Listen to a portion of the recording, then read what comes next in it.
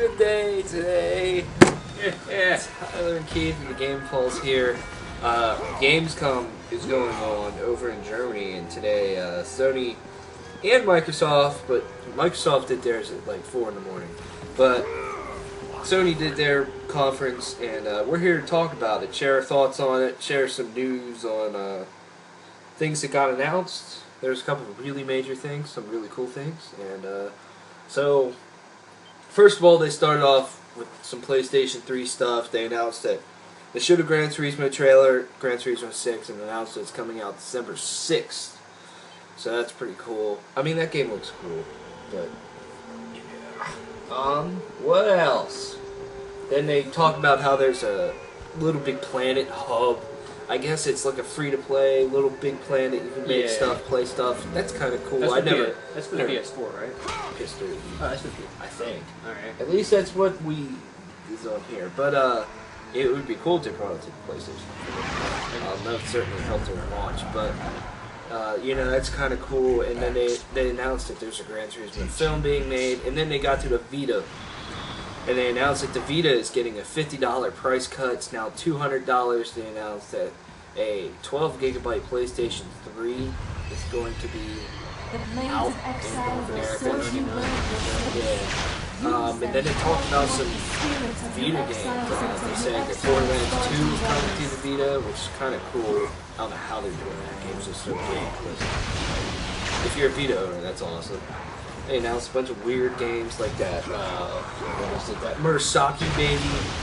That was just fucking weird. Yeah, that was kind of creepy. You just basically, it just looks weird and creepy. You hold a little girl's hand the entire way. It's a side scroller where like you're physically holding her hand and telling her to stop. And I'm like, this is really weird, creepy. I don't know how to feel about it. And then they showed off some other games like Helldivers is like this top-down shooter thing.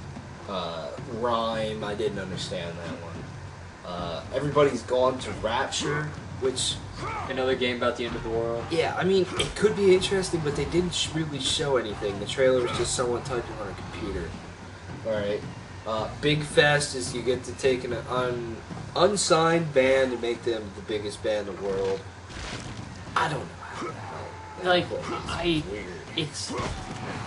that was the theme I was getting about, especially with a lot of the Vita stuff. But they did show off their PlayStation Echo, what was it called? The service where you can play, you know, stuff on the PS4 and then continue the game on the Vita. The remote play? Yeah, the remote play. Yeah. They had some kind of cool, fancy system name for it. The PlayStation Echo or something like that. And they also did show that off a little bit more when they later did an Assassin's Creed 4 Black Flag demo, another demo of that game. Didn't freeze this time, but they showed it doing the remote play on the PlayStation Vita, which I thought was pretty cool. I mean, it's not like the biggest selling point for a Vita, in my opinion, but it's a nice feature, you know. I guess if you're a family where your gaming console is just on one primary TV and that's the main TV for the household or whatever, you know, that could be a really nice feature. They also showed off with Assassin's Creed 4 that you get an exclusive PlayStation mission on it where you play as the chick from Assassin's Creed 3 Liberation, which came out for the PS Vita last year. And so I'm assuming then that the game that part takes place kind of like in the time of Assassin's Creed 3. Because I don't know how it would work when it took place. Yeah. Because then she'd be old as fuck during that game. I mean, I don't know. I was kind of iffy on Ezio being old as fuck and running on rooftops, but I mean. So, you know, it sounds cool. Yeah, and they also showed a Watch Dogs trailer. That game just looks awesome. That trailer looked pretty cool. They also showed a couple other trailers. They showed Infamous Second Son trailer. Well, they showed Killzone gameplay. They showed Killzone Shadowfall multiplayer gameplay, which me and Keith were kind of scratching our heads. Like, I don't know, the trailer was really confusing. It would have been better if someone maybe came out and talked about it or something like that. I didn't really understand it, but I mean, that game looks cool. To me, it looks like it could be a pretty, you know, awesome launch title. Graphically, it looks amazing, but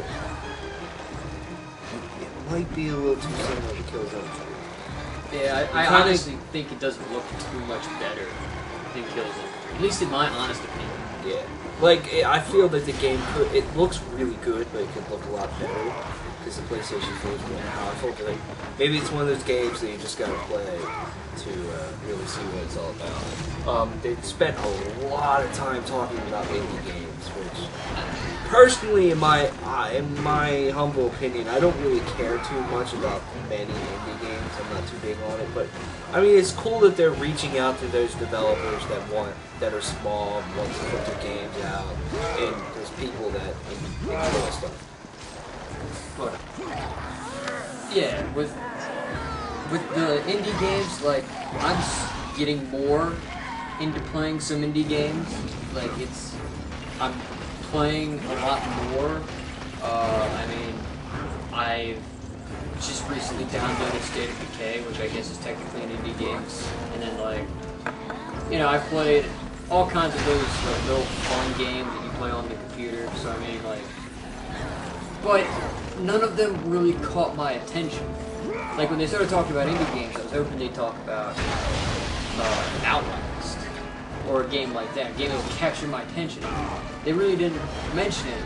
I mean, the one game that they talked about, War Thunder, like the World War II battle simulator where you can do aerial ship combat or land combat. That was cool. It's free to play, I guess. I don't know. Yeah, free to play MMO, which was cool, and that was like one of the very few like of those kind of things that really caught my eye. But like, they spent so much time on indie games. I feel like it brought just the entire show down. Like half of their conference was on indie games. This conference definitely didn't have the same, you know, boom and wow factor that E3 had. But they showed off something called the Playroom, which is some weird shit with the DualShock 4 and the PlayStation Eye, and it's just really interactive and stuff. It looks like it could be fun. Yeah, like, I mean, for, you know, just bring people over and then, like, the really, like, overly competitive friends that you have and then just, you know, get mad at each other. exactly. And other things. The other thing that they brought up, which I knew was going to happen eventually, but I'm surprised it didn't happen this current generation, was they brought Minecraft to the PlayStation. I figured It's they were going to coming to all three PlayStation consoles, too. The Vita, PlayStation 3, and the PlayStation 4. Oh, that's cool. I knew it was coming to the PlayStation 4, but like that, I think, you know, I know Notch talked about it a lot. He talked about possibly branching out, but that's cool. So now, again, it's another strike against really like why I would want to get an Xbox One. Like, oh, before it'd be like, oh, you know, new Halo comes out, we might want to get an Xbox One, you know, or something, you know, some couple of games come out, might want to get an Xbox One. You know, Minecraft, Xbox One was one of them.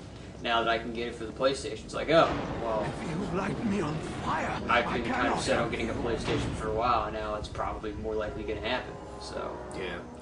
And then they ended with talking about some PlayStation 3 to PlayStation 4 upgrade things, such as if you bought any cross-gen games on PlayStation 3 and then you buy them on PlayStation 4, you can get the PlayStation 4 version for a significantly reduced price. They didn't say what that price was, but it'll probably be $10 or $20. So basically, they're just getting more money out of you. So just buy one version or the other. That's my opinion on that. yeah, I mean, that's kind of cool because like I can see like there's some games.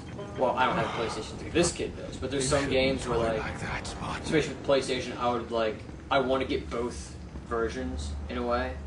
Like I kind of want to get Assassin's Creed as soon as it comes out. Like I really want to do that because you know, I just want to play Assassin's Creed. But like, you know, then this way it's like, oh, I get it as soon as it comes out. And then for just like an extra $10, $20, and boom, have it for PlayStation 4. Because honestly, it would be a lot better than PlayStation 4.